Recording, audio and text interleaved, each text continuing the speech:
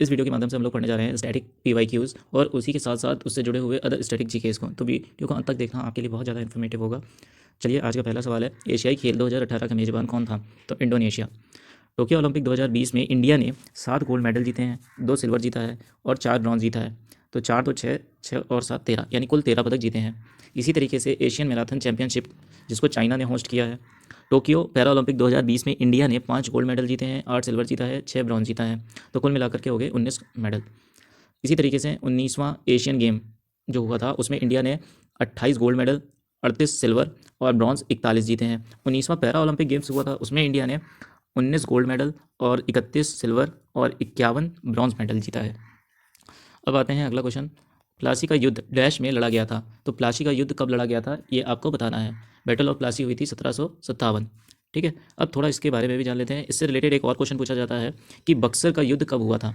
तो बक्सर का युद्ध हेक्टर मुनरो के नेतृत्व वाली ब्रिटिश ईस्ट इंडिया कंपनी की सेना, पूछा जाता है कि ईस्ट इंडिया कंपनी की तरफ से किसने नेतृत्व किया था। तो हेक्टर मुनरो।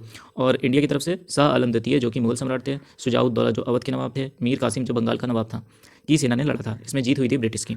1765 में कंपनी की जीत हो गई। शाह आलम द्वितीय के आत्मसमर्पण के साथ लड़ाई समाप्त हो गई थी। प्लासी का युद्ध का नेतृत्व किया था, देखो इसमें ब्रिटिश की तरफ से नेतृत्व किया था रॉबर्ट क्लाइव ने और अपने भारत की तरफ से किया था सिराजुद्दौला ने। किसने? सिराजुद्दौला ने। अगला आता है, जियाउद्दीन बर्नी ने अपना वेदांत का पहला संस्करण किस वर्ष में लिखा था? तो 1356 में लिखा था, 1356 में। अब अगला आता है, नारियल के रेशे युक्त छिलके डैश ऊतक के बने होते हैं, स्क्लेरेनकाइमा। पाइका में किया जाने वाला लोक नृत्य है। पाइका कहाँ किया जाता है? तो ये पाइका किया जाता है आपका झारखंड में।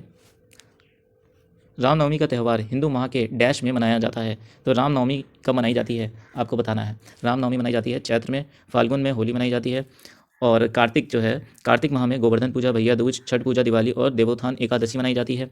आपसे ये भी पूछा जा सकता है। अब देखो, अश्विन में शारदीय नवरात्रि मनाई जाती है, दशहरा मनाया जाता है, अंत शरद पूर्णिमा मनाई जाती है। अच्छा, एक चीज़ और है, हम लोगों से पूछा जाता है हिंदू मास कौन कौन से हैं। तो पहला है चैत्र, यानी चैत्र से स्टार्ट होगा हिंदू मास। चैत्र, वैशाख, ज्येष्ठ, आषाढ़, सावन, भाद्रपद, आश्विन, कार्तिक, मार्गशीर्ष, पौष, माघ तथा फाल्गुन हमारे यहाँ का लास्ट महीना होता है। भारतीय संविधान का निम्नलिखित में से कौन सा अनुच्छेद भारत के महान्यायविद से संबंधित है? अनुच्छेद 76। धनंजय यशवंत चंद्र चूर्ण को अक्टूबर 2022 में भारत के मुख्य न्यायाधीश के रूप में नियुक्त किया गया था, 50वें। अब इसके अलावा ये भी पूछा जा सकता है कि 46वां कौन था? रंजन गोगोई। 47वां शरद अरविंद बोबडे।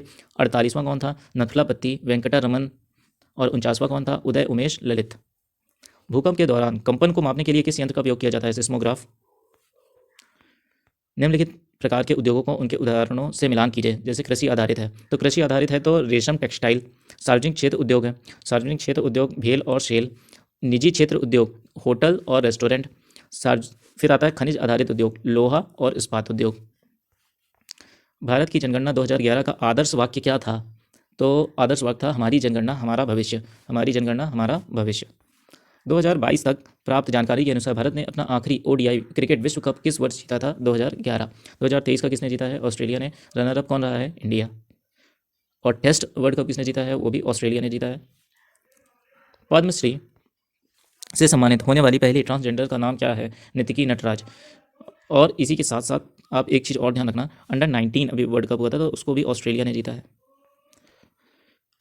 अगला क्वेश्चन है, वह रासायनिक अभिक्रिया जिसमें डैश का जोड़ या डैश का निष्कासन हो तो अपचयन कहा जाता है। तो हाइड्रोजन का जोड़ हो और ऑक्सीजन का निष्कासन हो तो इसे अपचयन कहा जाता है, जबकि ऑक्सीजन का जोड़ और हाइड्रोजन का निष्कासन हो तो उसे ऑक्सीकरण कहा जाता है।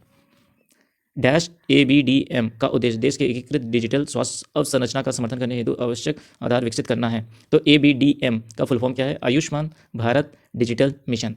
Ayushman Bharat digital mission. तो आयुष्मान भारत डिजिटल मिशन चौथा ऑप्शन सही है हो जाएगा। चौथी पंचवर्षीय योजना वर्ष डैश में शुरू हुई थी। चौथी पंचवर्षीय योजना आपकी 1969 में चालू हुई थी। इनमें से कौन सा एक मूल कर्तव्य नहीं है? तो मत डालने का कर्तव्य हमारा मूल कर्तव्य नहीं है।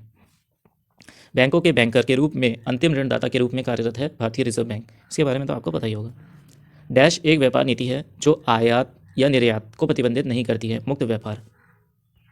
आज का आखिरी प्रश्न है, केंद्र सरकार द्वारा अगस्त 2022 में national intelligence grid national intelligence grid के मुख्य कार्यकारी अधिकारी के रूप में किसे चुना गया है? तो इसे किसे चुना गया है? पीयूष गोयल जी को